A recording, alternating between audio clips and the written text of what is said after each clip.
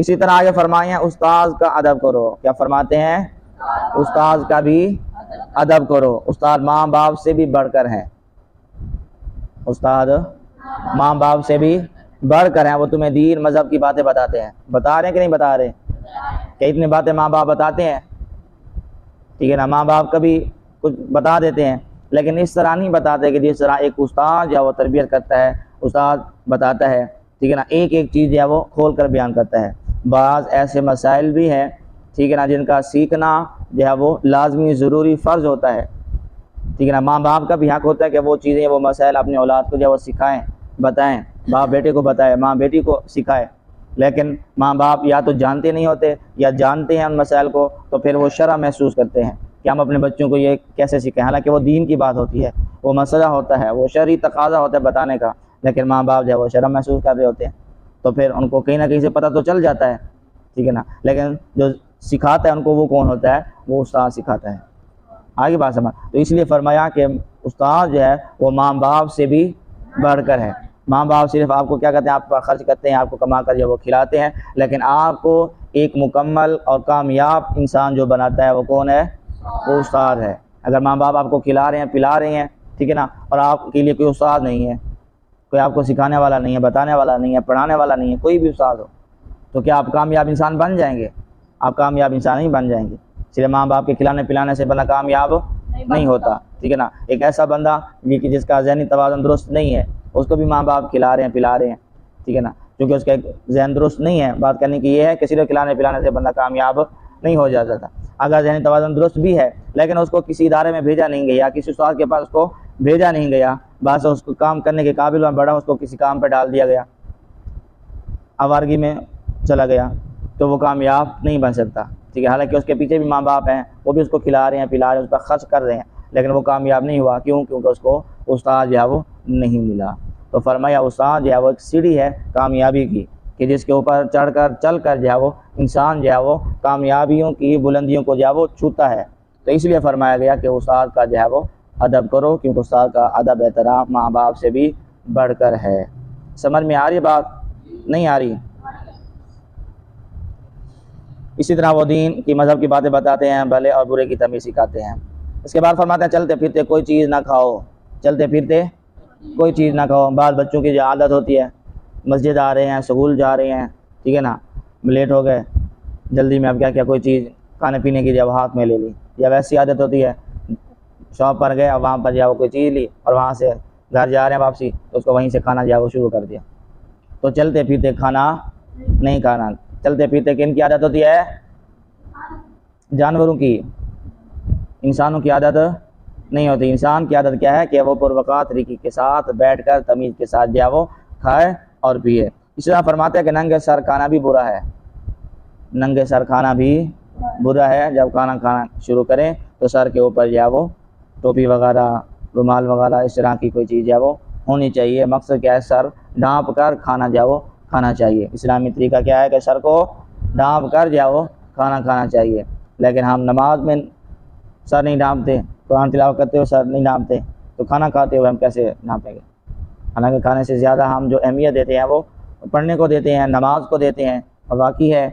लेकिन हम उस वक्त भी, बाद लोग आप देखते होंगे, आप में भी कुछ होंगे इस तरह कि नमाज के दौरान जो वो इस तरह नहीं करते,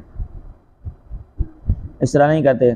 तो इस तरह जो वो नहीं होना चाहिए, बल्कि क्या करना चाहिए? खाना खाने से पहले भी सर को जो वो ढाँपना चाहिए और बिस्मिल्लाहिर्रहमानिर्रहीम पढ़ कर खाना जो वो शुरू किया जाए।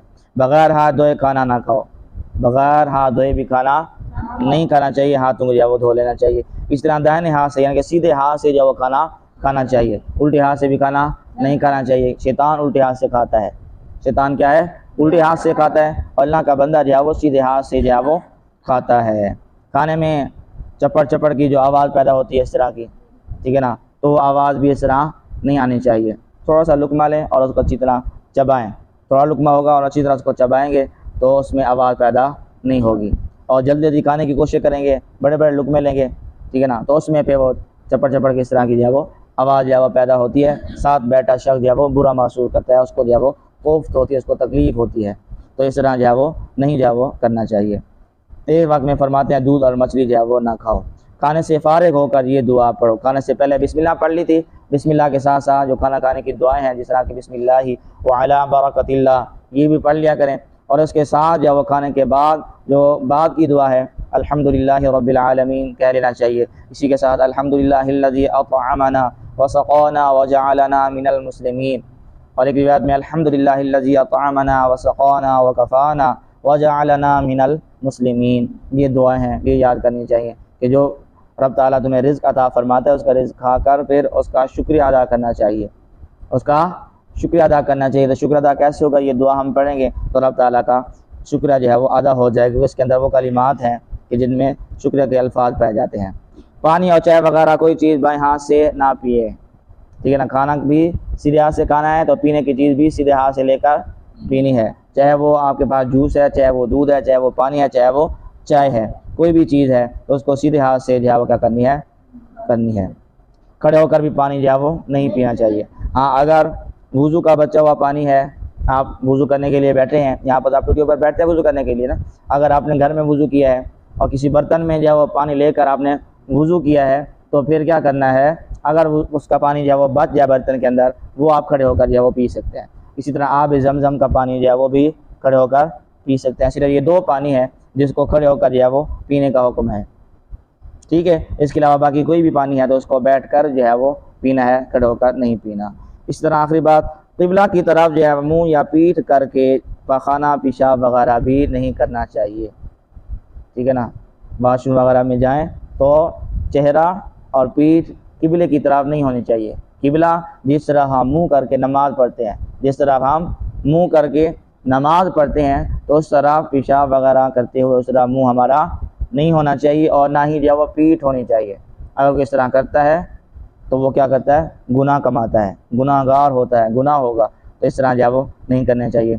इसी तरह फरमाया कि लोगों के सामने भी जो वो नहीं करना चाहिए, बल्कि किसी आड़ में छुप कर करना चाहिए। इस तरह खड़े होकर, बाल बच्चों की आदत होती है खड़े खड़े जो वो पेशाब वगैरह कर देते हैं, ठीक है ना। एक तो होता है बिल्कुल ना समझ बच्चा, बिल्कुल छोटा बच्चा, उसको तो पता नहीं है, और जो समझदार बच्चे होते हैं तो वो भी क्या करते हैं, भाग गए और जाकर जो वो खड़े हो गया करके वापस आ गए। तो ये बिल्कुल जो है वो इंतहाई गलत बात है। इससे छींटे जो वो जिस्म पर जाते हैं, और जब छींटे जिस्म पर जाएंगे तो वो जिस्म भी जो वो पलीद हो जाएगा, नापाक हो जाएगा, और हर वक्त वो बंदा जो है वो क्या रहेगा, बच्चा पलीद रहेगा। अगर बड़ा भी कोई इसी तरह करता है तो क्या होता है, हर वक्त वो गुनाह में रहता है। हदीस पाक में आता है, नबी करीम सल्लल्लाहु अलैहि वसल्लम जा रहे थे तो दो कब्रें सामने आई, तो नबी करीम सल्लल्लाहु अलैहि वसल्लम ने फरमाया इन कब्र वालों को जो अजाब हो रहा है, कब्र वालों को अजाब हो रहा है। और उनमें फरमाया कि एक बंदा वो है जो अपने जिस्म को, अपने आप को जो पेशाब के छींटों से नहीं बचाता, पेशाब के छींटों से नहीं बचाता, ठीक है ना। लोग जा रहे होते हैं, सवारियों पर भी जा रहे हैं, मोटरसाइकिल पर जा रहे हैं, रिक्शा वालों पर जा रहे होते हैं, ठीक है ना, तो जहाँ पर उनको ज़रूरत पड़ जाती है वहीं पर ब्रेक लगाते हैं और करने के लिए जब बैठ जाते हैं। अब वहाँ पर इस्तिंजा का इंतज़ाम नहीं है, वहाँ पर पानी नहीं है, कोई चीज़ नहीं है, तो इस्तिंजा वगैरह कैसे करेंगे। तो जब इस्तिंजा नहीं करेंगे, जब खड़े होंगे तो कतरे जो है वो कपड़ों पर आएंगे, जिस्म के ऊपर आएंगे, तो कपड़े पलीत जिस्म भी पलीत। तो जब ये जिस्म कपड़े पलीत हो जाएंगे तो ना वो नमाज़ पढ़ सकता है, ना कोई और काम कर सकता है।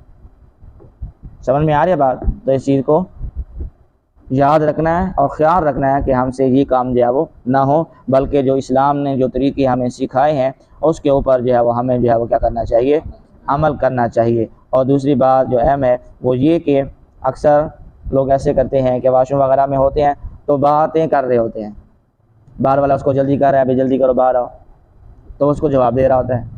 तो यही आपस में गुफ्तगू भी नहीं करनी चाहिए। बाद लोग मोबाइल फ़ोन लेके जाते हैं, ठीक है, अगर कॉल वगैरह आ गई तो वहीं पर जो है वो बैठे बैठे कॉल सुनना भी शुरू कर देते हैं, अस्सलाम वालेकुम भी कह रहे होते हैं, अस्सलाम वालेकुम रहमतुल्लाह, आगे से जवाब मिल रहा होता है। अब दूसरे बंदे जो कॉल कर रहा है उसको तो नहीं पता अगला बंदा कहाँ पर है, तो जो ये है इसको तो पता है कि मैं किस जगह पर बैठा हूँ। इस जगह पर जो है वो होंठों को खोलने की इजाज़त नहीं है, आसमान की तरफ देखने की जो वो इजाज़त नहीं है, बोलने की इजाज़त नहीं है, और वो जो कॉल सुन रहा है उसको अस्सलाम वालेकुम रहमतुल्लाह बोल रहे हैं, तो नहीं करना ये काम, ठीक है। बाहर आ जाएं तो उसके बाद दोबारा कॉल बैक कर लें। समझ में आ रही बात? नहीं आ रही? इन बातों पर अमल होगा नहीं होगा? अल्लाह तबारक व तआला हमें सीखने, सिखाने और अमल करने की तौफीक अता फरमाए। आमीन सुम्मा।